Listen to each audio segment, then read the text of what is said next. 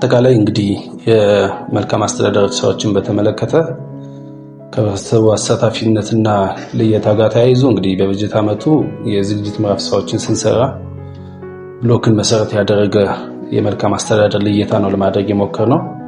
እንግዲህ እነዚህ ችግሮች ያሉ ብሎክ ላይ ስለሆነ ማለት ነው። ስለዚህ የብሎክ መዋቅሮች የብሎክ ህብረተሰቦችን አሳታፊነት በማድረግ ከወረዳ እስከ ከተማ ድረስ የሚፈቱ የመልካም አስተዳደር ችግሮችን የመለየት ስራ ተሰርቷል ማለት ነው። ስለዚህ እነዚህ ልይቶች ደግሞ በየዘርፉ በወረዳ አስተዳደር የሚፈቱ እንዲሁም በክፍለ ከተማ በከተማ ብሎክንም መሰረት ያደረገ መልካም አስተዳደር ችግሮች እንዲፈቱ አሳታፊነቱን በዛ መልክ ማየት ይቻላል።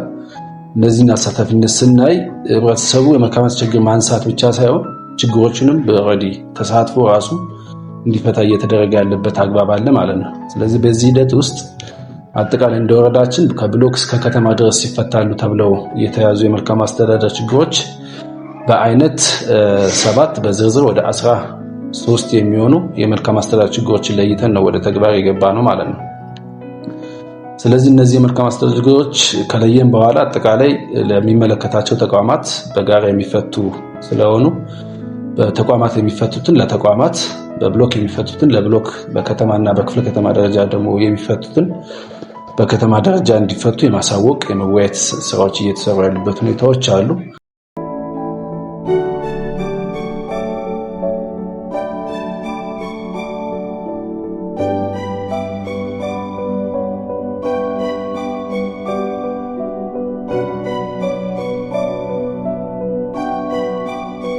ኦኬ እንግዲህ በሩብ ዓመት ከያዝናቸው እቅድ ውስጥ በአይነት 6 በዝርዝር ወደ 7 የሚሆኑ የመልካም አስተዳደር ችግሮችን መፍታት ተችሏል ማለት ነው። እነዚህ መፍታት የተቻላቸው ዋነኛዎቹ ከብሎክ እስከ ወረዳ ባሉ የመልካም አስተዳደር ችግሮችን ሙሉ ለሙሉ መፍታት ተችሏል።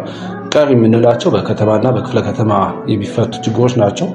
እነዚህ ናቸው። እንግዲህ አሳታፊነቱን ስናየው በተለይ የመልካም አስተዳደር ችግር ተብለው የተለዩት ዋናውና ግንባር ቀደሙ የመሰረተ ልማት ጥያቄ ነው። ከዚህ ከፍሳሽ ከመብራት ከውሃ ጋር ተያይዞ የሚመጡ የመልካም አስተዳደር ችግሮች አሉ። ሌሎቹ ደግሞ እነዚህ ኮብልስቶን ይጠገንልን፣ ቤት ይታደስልን የሚሉ የመልካም አስተዳደር ችግሮች አሉ ማለት ነው። ስለዚህ እነዚህ ችግሮች በዋነኝነት በወረዳ አስተዳደሩ እየተፈቱ መሆናቸውን ማየት ይቻላል። እንግዲህ በከተማና በክፍለ ከተማ ሊፈቱ የሚችሉ ብለን የያዝናቸው በተለይ ከወሎ ሰፈር መንገድ ጋር ተያይዞ አሁን ወዲህ ጅማሮ ላይ ያለ በሂደት ያለ የመልካም አስተዳደር ችግር ነው። ከጎርጎሮስ መብራት ጋር ተያይዞ ከድጋፍ ግንብ ጋር ተያይዞ አሁን ወረዳው እየሄደበት ያለበት አግባብ አለ ማለት ነው። ተሳታፊነቱ ወደ ህብረተሰቡም ወደ አስተዳደሩም በጋራ ነው ችግሮችን እየፈታ ያለው ማለት ነው።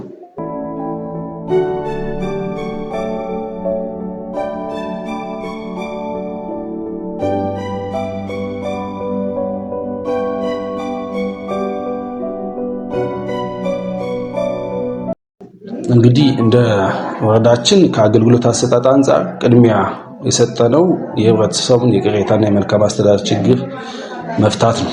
ስለዚህ እነዚህ ችግሮችን ለመፍታት መጀመሪያ ከአገልግሎት አሰጣጥ ምቹ ሁኔታዎችን መፍጠር ነው እንደ ወረዳ።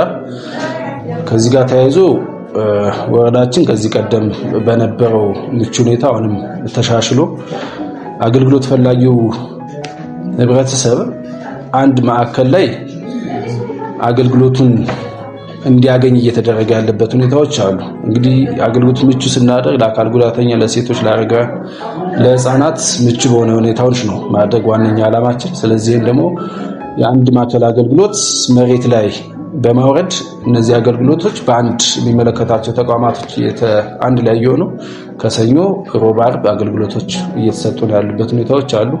እነዚህን ደግሞ ምቹ ሁኔታ ለማድረግ የቢሮ ምቹ ሁኔታ የማድረግ ግብዓቶችን የማሟላት የሰው ኃይል የማብቃት ስራ እየተሰራ መሆኑን ነው እንደ ወረዳ አስተዳደራችን ማለት ነው።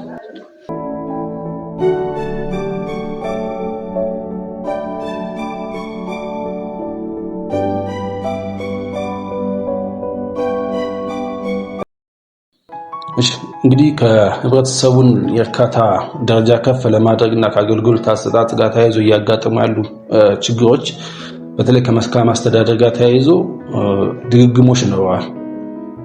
የመሰረተ ልማት ጥያቄ ድግግሞሽ ይኖረዋል። እሱም በዘላቂነት የመፍታት ስራ መሰራት አለብን ብለን ነው ያሰብነው። ከዛ ውጭ አገልግሎቱን በተሻለ ለመስጠት ከምቹ ሁኔታ ባለፈ አገልግሎቶች በቴክኖሎጂ ታግዘው መሰጠት አለባቸው። ስለዚህ እንደ ወረዳችን በከተማ ደረጃ የተጀመረው ሄሎ አዲስ የቅሬታ ማቅረቢያ ስርዓት አለ።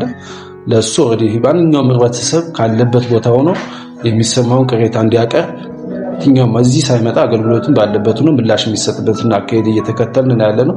ስለዚህ ቴክኖሎጂን በመጠቀም አገልግሎቱን የበለጠ ተደራሽነት ለማድረግ እየተሰራ መሆኑን መያዝ ይቻላል ማለት ነው።